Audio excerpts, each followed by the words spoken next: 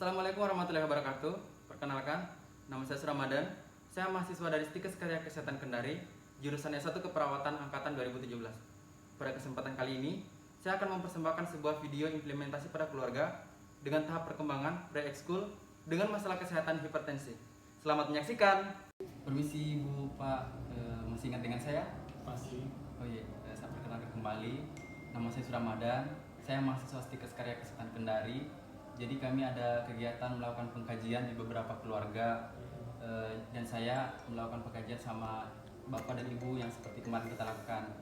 Nah, setelah melakukan pengkajian, menemukan ada masalah kesehatan terkait dengan Bapak, yaitu masalah hipertensi.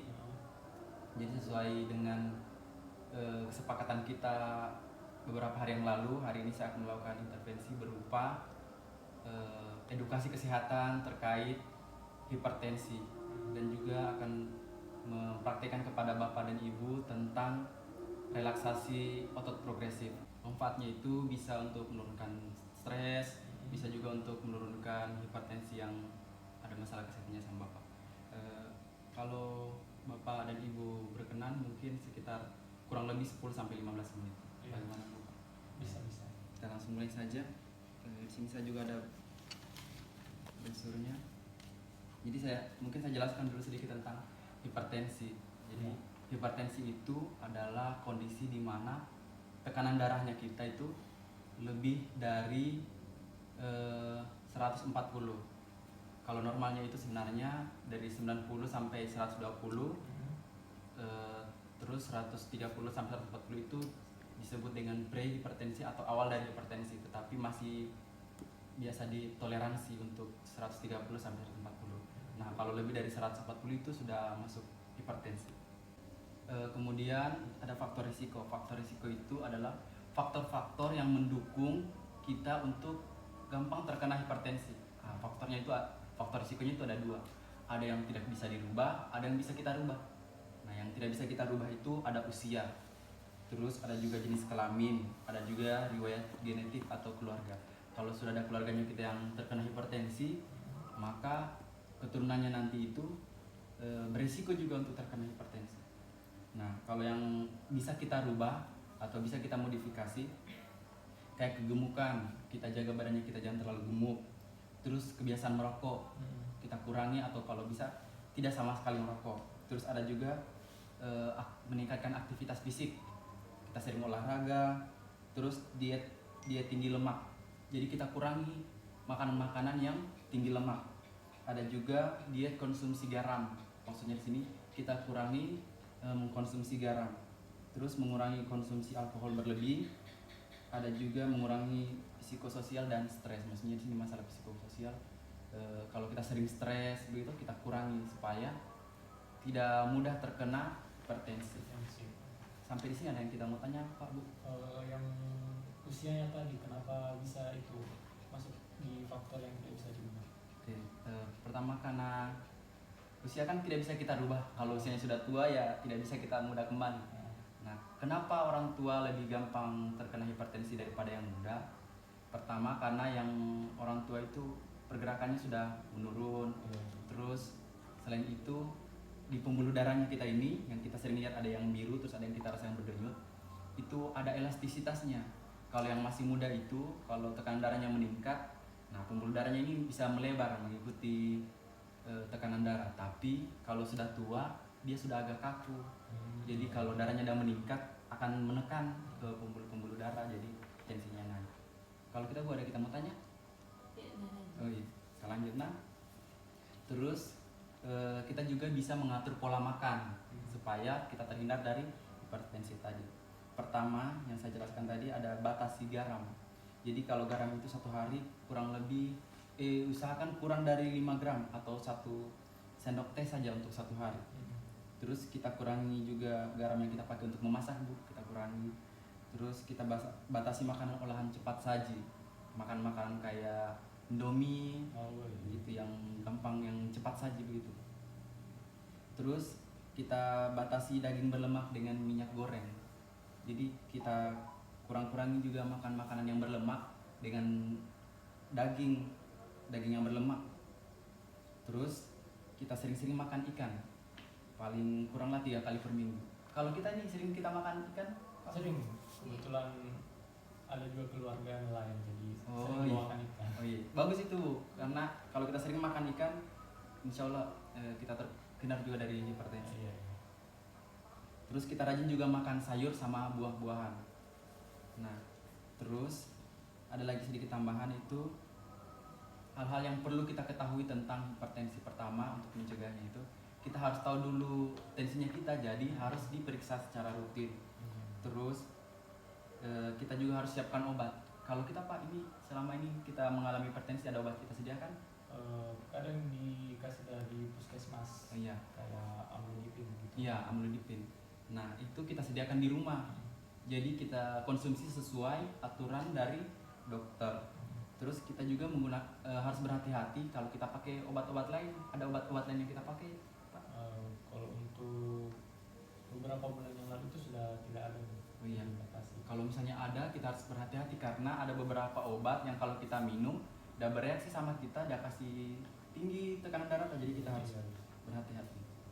Oke, mungkin itu yang untuk edukasi tentang hipertensi ini juga saya titip sama Bapak dan Ibu, bisa kita baca-baca kalau ada yang kita Tapi sebelumnya saya evaluasi sedikit tadi yang saya sudah jelaskan, tapi saya jelaskan ulang kembali.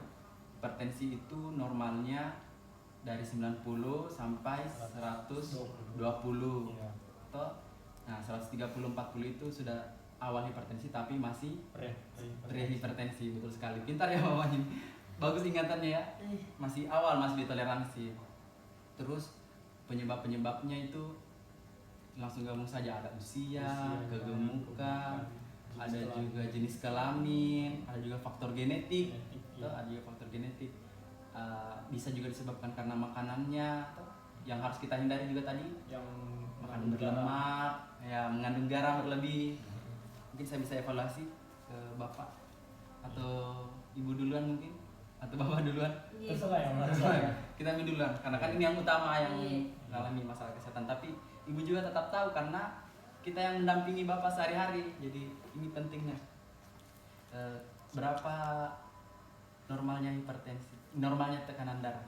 Kalau untuk tekanan darah itu 90 Iya. 120 untuk normal apa? Iya, 90 sampai 120. Terus kalau 130 sampai 140 itu Sudah awal hipertensi, tapi masih ditoleransi. Apa penyebab dari faktor-faktor risiko dari hipertensi, bisa kita sebutkan beberapa? Ada usia. Iya, betul sekali, usia. Terus genetik. Ada genetik juga. Jenis kelamin. Betul. Sama makanan. Iya, dari makanan juga faktor risikonya. Kalau makanan yang harus dihindari? Yang mengandung lemak, Betul sekali Pak. Ada juga garam yang berlebihan. ya, mengurangi garam berlebih, sama juga mengurangi daging yang berlemak. Iya. Ya. Nah, untuk edukasi tentang kesehatannya mungkin sampai di sini Pak. Selanjutnya kita lanjutkan di relaksasi otot progresif. Jadi relaksasi otot progresif itu adalah gerakan-gerakan yang dilakukan untuk merelaksasikan otot. Tujuannya, manfaatnya itu bisa mengurangi stres dan juga bisa mengurangi tekanan darah. Karena kan Ibu biasa stres ini kalau mengurus anak. Kalau boleh tahu anak tadi kemana tadi? Udah keluar main tapi nggak tahu udah kemana tadi. Oh iya. Iya, dia datang jemput teman-temannya. Oh iya. Iya. Oke, mungkin saya praktekkan dulu. Nanti setelah dipraktekkan baru kita perhatikan, baru kita lakukan Bapaknya, sampai Ibu juga memperhatikan biar bisa kerjasama nantinya. Oke, pertama itu ada gerakan mengepal tangan, jadi seperti ini. Kalau mau diikut juga boleh langsung.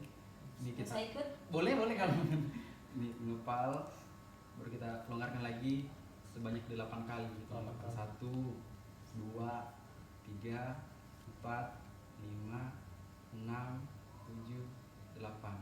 Nah, itu kita ulang-ulang. Terus meregangkan tangan itu kita luruskan ke depan, kita angkat. Ya, hitungan 8 juga. 1, 2, 3, 4, 5, 6, 7, 8. Kemudian di area bahu itu kita angkat terus turun 8 kali juga. Coba bisa 1, turun lagi, 2, turun lagi, 3, turun lagi, 4, 4. Ya, itu diulang sampai 8 kali. Hitungan 8, 1 kali 8. Terus kita angkat sama ditahan. 1, 2, 3, 4, seterusnya sampai 8 kali. Itu kali hitungan 8. Terus ada juga di daerah wajah, kita kerutkan dahi. Tutup mata dulu, kerutkan dahi, hitungan 8. Tapi kita tidak pegang ya, tidak dipegang. Langsung hitungan saja. Bisa mungkin coba langsung ini ya. 1, hitungan 8. 1, 2, 3, 4 sampai 8 kali. Hitungannya 1 kali 8. Terus di kepala juga kita tunduk sampai hitungan 1 kali 8. 1, 2, 3, 4, 5, 6, 7, 8. Terus ada juga untuk bagian wajah. Kita kasih ketemu giginya kita, Bin. Tapi ditutup. Terus kita senyum. Nah, hitungannya sampai 8. 1, 2, 3, 4 dan seterusnya sampai 8. Terus untuk bagian kaki, di bagian kaki bisa saya perlihatkan, tapi nanti mungkin Bapak nanti coba, nanti saya perlihatkan saja. Kita angkat gini. Ditahan dulu hitungan 8. 1, 2, 3, 4, 5, 6, 7, 8. Ini saya minta maaf Bunda, saya angkat kaki kan. Terus kita luruskan lagi 8, bisa kita ulang-ulang. Begitu. Jadi gerakannya tadi itu mulai dari awal, ada yang mengepal, ada yang meluruskan tangannya, terus ada juga bahu, terus ada kepala, ada juga dahi, sama ada kaki. Mungkin itu saja yang bisa saya ajarkan sama Bapak dan Ibu. Saya harap yang saya ajarkan tadi bisa diterapkan di kehidupan sehari-hari. Mungkin ada yang mau ditanyakan dulu dari Bapak atau Ibu? Tidak ada juga. Oh, iya. Kalau begitu, terima kasih waktunya. Mohon maaf juga sudah mengganggu. Saya pamit, Bu.